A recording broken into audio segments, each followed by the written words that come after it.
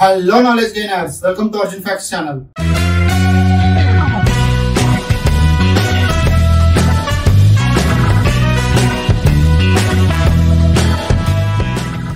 ఈ story Bihar state Buxar district ది. రమాకాంత్ గారు అనే ఒక పంతులు గారు తన భార్య ఇంకా ఇద్దరు పిల్లలతో ఒక చిన్న గ్రామంలో ఉండేవాళ్ళు. ఒక సాధారణమైన పెద్ద మనిషి. ఈయనకి ఎప్పుడు ఒక కోరిక ఉండేది, అదే గ్రామంలో ఒక ఇల్లు కట్టుకొని ఉండాలని. రమాకాంత్ గారి పెద్ద కొడుకుకి ఆర్మీలో జాబ్ వస్తుంది. స్లోగా వాళ్ళ ఇంటికి డబ్బు వస్తూ ఉండేది. ఇంకా వీళ్ళు ఒక డెసిషన్ తీసుకున్నారు, ఇలా అద్దె ఇంట్లో ఉండే బదులు సొంత ఇల్లు తీసుకొని గ్రామంలో ఉందామని. గ్రామంలో బ్రిటిష్ కాలం నాటి ఒక ఇల్లు ఉండేది, అది ఖాళీగా ఉంది. రమాకాంత్ గారు ఆ ఇంటి ఓనర్ ని కలిసి మాట్లాడి కొంత అమౌంట్ కి ఇల్లు కొనడానికి డీల్ ఫిక్స్ చేసుకున్నారు. ఫైనల్ గా రమాకాంత్ గారు, అతని భార్య ఇంకా పిల్లలు సొంత ఇంటికి వెళ్ళొచ్చు. ఆ ఇల్లు కొనే ముందు చుట్టుపక్కల ఎవరిని ఆ ఇంటి గురించి అడగలేదు. ఇంకా గ్రామం వాళ్ళకి కూడా ఆ ఇల్లు చాలా సంవత్సరాల నుంచి ఖాళీగా ఉందని మాత్రమే తెలుసు. ఆ పాతబడ్డ ఇంటి ముందు చాలా పెద్దగా ఒక మర్రి చెట్టు ఉంది. ఇంటి కిటికీలు తెరవగానే ఇంటి ముందు కనబడేది. హిందూ ధర్మంలో ఈ మర్రి చెట్టు చాలా ఎక్కువగా పూజిస్తారు. రమాకాంత్ గారు ఆ చెట్టు గురించి ఎక్కువగా ఆలోచించలేదు. ఇంటికి వెళ్లే ముందు రమాకాంత్ గారు సత్యనారాయణ వ్రతం చేపించారు. గ్రామంలో ఎంతమంది బ్రాహ్మణులు ఉంటే అందరినీ ఆ పూజకి పిలిచారు. ఇంటి మధ్యలో హోమగుండం ఏర్పాటు చేశారు. బ్రాహ్మణులందరూ ఆ హోమగుండం చుట్టూ కూర్చున్నారు. పెద్ద పండితులు శ్లోకాలు మంత్రాలు చదవడం ప్రారంభించారు. అక్కడ కూర్చున్న మిగతా బ్రాహ్మణులందరూ మంత్రాల్లో ఎంత నిమగ్నం అయిపోయారంటే, ఏదైనా మనకి నచ్చిన సాంగ్ వింటే ఎలా ఉంటామో అలా. సడన్ గా అక్కడున్న ప్రధాన పండితుడికి ఏదో మాటలు వినిపించాయి. చాలా గంభీరమైన వాయిస్ తో మంత్రాలు చాలా స్పష్టంగా చదువుతున్నట్టు వినిపించాయి. అక్కడ పంతులు గారు షాక్ అయ్యి కళ్ళు తెరిచి చూశారు. అసలు ఎవరు మనకంటే మంత్రాలు బాగా చదువుతున్నారని. కానీ అతని చుట్టూ వేరే పండితులందరూ కళ్ళు మూసుకొని మంత్రాలు చదువుతున్నట్టు కనిపించారు. పంతులు గారు మళ్ళీ కళ్ళు మూసుకొని మంత్రాలు చదవటం ప్రారంభించారు. మళ్ళీ ఇంకోసారి ఆ వాయిస్ క్లియర్ గా మంత్రాలు చదువుతున్నట్టు వినిపించింది. ఆ పంతులు గారు ఈ విషయం మీద ఎక్కువ ధ్యాస పెట్టలేదు. అందరూ పూజను ముగించుకొని వాళ్ళ ఇంటికి వెళ్లిపోయారు. రమాకాంత్ గారు ఒక అబ్బాయి ఆర్మీకి వెళ్లిపోయారు. ఇప్పుడు తన ఇంట్లో రమాకాంత్ గారితో పాటు అతని భార్య ఇంకో అబ్బాయి ఉంటున్నారు. రమాకాంత్ గారి ఇంట్లో ఉల్లిపాయ వెల్లుల్లితో వంటలు చేస్తూ ఉండేవారు. చాలా మంది బ్రాహ్మణుల ఇంట్లో ఉల్లిపాయ వెల్లుల్లితో వంటలు చేయరు. ఒక రోజు వంటగదిలో రమాకాంత్ గారి భార్య వంట చేస్తున్నప్పుడు వెనక నుంచి ఒక వాయిస్ వినపడుతుంది. ఈ ఇంట్లో ఉల్లిపాయ వెల్లుల్లితో వంటలు చేయరు అని వినిపించింది. రమాకాంత్ గారి భార్య భయంతో వెనక్కి తిరిగింది, కానీ ఎవరూ కనపడలేదు. ఆమె ఏదో ఆలోచనలో వినపడింది అనుకొని మళ్ళీ పని స్టార్ట్ చేసింది. మళ్ళీ ఇంకోసారి అదే వాయిస్ వినపడుతుంది. నేను చెప్పా కదా ఈ ఇంట్లో ఉల్లిపాయ వెల్లుల్లితో వంటలు చేయకూడదు అని. ఇంకా ఆ వాయిస్ వినగానే రమాకాంత్ గారి భార్య భయంతో ఇంటి బయటకు వెళ్ళిపోతుంది. తన భర్త ఇంకా వాళ్ళ అబ్బాయి ఇంటికి వచ్చే వరకు బయటే కూర్చొని ఉంటారు. సాయంత్రంకి రమాకాంత్ గారి ఇంటికి వస్తారు. తన భార్య ఇంటి బయట కూర్చోవడం చూసి షాక్ అవుతారు. అతని భార్యకి జరిగింది చెప్తారు. ఇంటి లోపల నుంచి చాలా వింతగా మాటలు వినిపిస్తున్నాయి. రమాకాంత్ గారు నవ్వుకొని ఇంటి లోపలికి వెళ్తారు. ఎక్కడి నుంచి మాటలు వినిపిస్తున్నాయని అడుగుతారు. నువ్వు బయట నుంచి ఏదో విని ఉంటావని అంటారు. కానీ అతని భార్య అది ఒప్పుకోలేదు. ఇంకా చాలా గట్టిగా చెప్పారు, మన ఇంట్లో ఇంకా ఉల్లిపాయ వెల్లుల్లితో అసలు వంటలు చేయను అని చెప్తారు.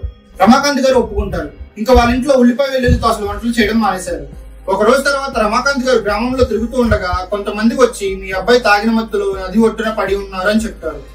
రమాకాంత్ గారు పరిగెత్తుకుని వెళ్లి నది ఒడ్డు దగ్గర తాగిన మత్తులో పడి ఉన్న అతని కొడుకుని చూస్తారు. రమాకాంత్ గారికి అది చూసి చాలా కోపం వచ్చింది. ఎవరైనా బ్రాహ్మణులు తన జీవితంలో మందు తాగితే చాలా పాపం. రమాకాంత్ గారు తన అబ్బాయిని గ్రామంలో అందరి ముందు కొట్టుకొని ఇంటికి తీసుకొచ్చారు. అతని అబ్బాయి ఇంకా మందు మత్తులోనే ఉన్నారు. ఇంటికి వెళ్ళగానే నిద్రపోయాడు. రమాకాంత్ గారు ఇంకా కోపంలోనే ఉన్నారు. కానీ పొద్దున మాట్లాడదామని చెప్పి ఎదురు చూశారు. రాత్రి 3 గంటలకి రమాకాంత్ గారు భార్య నీళ్లు తాగడానికి నిద్రలేచారు. ఆమె కిటికీ నుంచి బయటకు చూసినప్పుడు తన కొడుకు ఇంటి ముందు ఉన్న మర్రి చెట్టుకి వేలాడుతూ కనిపించారు. ఆ చెట్టుకున్న ఒక తాడు అతని కొడుకు మెడకి చుట్టుకొని వేలాడుతూ కనిపించారు. అది చూసి రమాకాంత్ గారి భార్య గట్టిగా అరిచారు.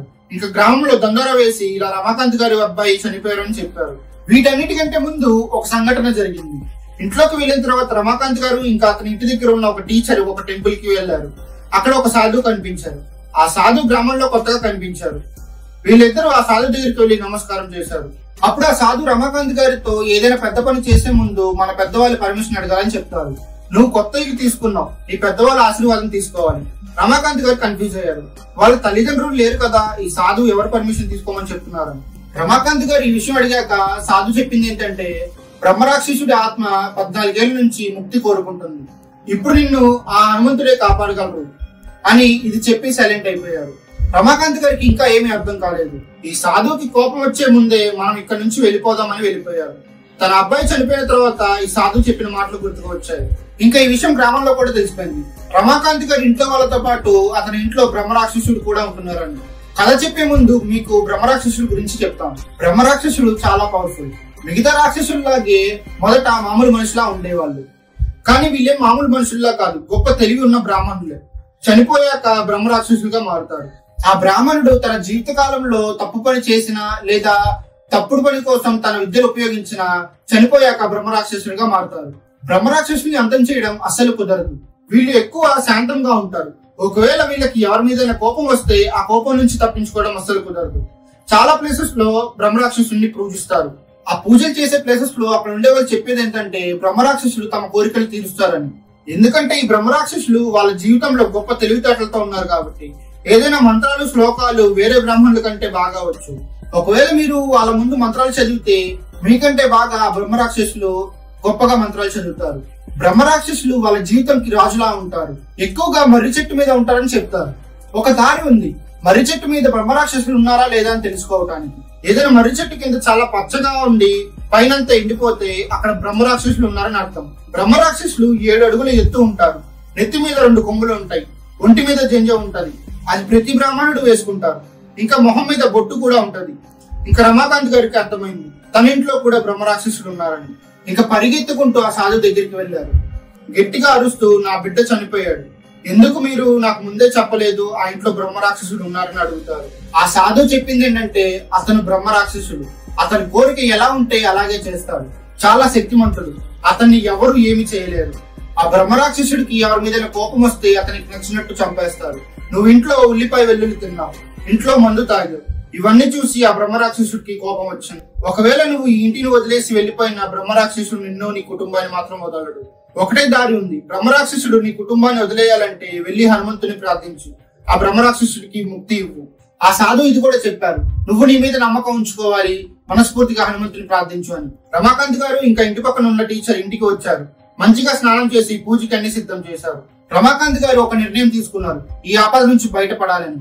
హనుమంతుడికి చాలా మంత్రాలు ఉన్నాయి, హనుమాన్ చాలీసా, అంజనీ స్తోత్రం, హనుమాన్ కవచ్. రమాకాంత్ గారు ఈ మంత్రాలు కంటిన్యూస్ గా చదువుతున్నారు. ఏమైనా సరే ఆపలేదు. రమాకాంత్ గారు ఈ మంత్రాలు చదవటం ప్రారంభించారు. వెంటనే ఇంటి పక్కన ఉన్న మర్రి చెట్టు నుంచి కూడా అదే మంత్రాలు చదువుతూ వినిపించాయి. మొదట భయపడ్డారు, కానీ వెనక్కి తగ్గలేదు, మంత్రాలు చదవటం ఆపలేదు.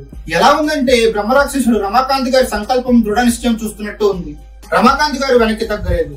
ఇలాగే 107 రోజుల వరకు ప్రతిరోజు ఈ మంత్రాల శ్లోకాలు చదివారు. 108వ రోజు రమాకాంత్ గారు మంత్రాలు చదువుతున్నప్పుడు అతని వెనక ఎవరో నుంచున్నట్టు అనిపించింది. వెనక్కి తిరిగి చూస్తే సాక్షాత్ బ్రహ్మరాక్షసుడు కూర్చొని ఉన్నారు. ఆ బ్రహ్మరాక్షసుడు శుద్ధ సంస్కృతిలో రమాకాంత్ గారికి ఏదో చెప్తారు. వెంటనే రమాకాంత్ గారు కళ్ళు తిరిగి పడిపోయారు. రమాకాంత్ గారికి అసలు ఏమీ అర్థం కాలేదు. ఆ సమయంలో బ్రహ్మరాక్షసుడు ఎందుకు నాకు దర్శనం ఇచ్చారని ఇలా ఆలోచిస్తూ పడుకున్నారు. సడన్ గా రమాకాంత్ గారికి రాత్రి మెలకు వచ్చింది. లోపల ఏదో అనిపించింది. మర్రి చెట్టు దగ్గరికి వెళ్లి మంత్రాలు చదవాలని నిర్ణయించుకున్నారు. వెంటనే లేచి చెట్టు కింద పూజకి కావాల్సిన అన్ని రెడీ చేశారు. అక్కడే మంత్రాలు చదవడం స్టార్ట్ చేశారు. రమాకాంత్ గారి ఇంట్లో వాళ్ళు ఇంకా గ్రామంలో ఉన్న వాళ్ళు అతన్ని చూస్తున్నారు. మంత్రాలు చదువుతున్నప్పుడు చెట్టు పైకి చూశారు.